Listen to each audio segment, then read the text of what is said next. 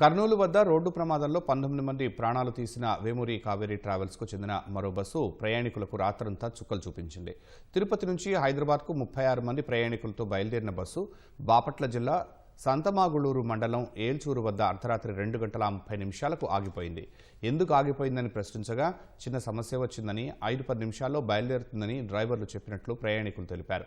లేదంటే వేరే బస్సులో పంపుతున్నారని వివరించారు. కానీ తెల్లవారుజాము వరకు రోడ్డుపైనే నిరీక్షించేలా చేశారని ప్రయాణికులు పోలీసులకు ఫిర్యాదు చేశారు. ఘటనాస్థలికి చేరుకున్న పోలీసులు ప్రయాణికులను వేర్వేరు బస్సుల్లో గమ్యస్థానాలకు పంపించారు.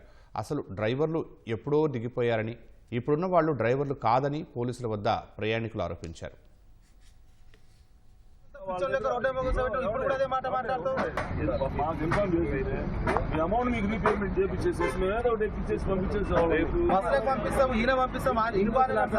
అసలు డ్రైవర్ కాదని చెప్పి డైరెక్ట్ గా డ్రైవర్ కాదని చెప్తా ఉన్నాడు.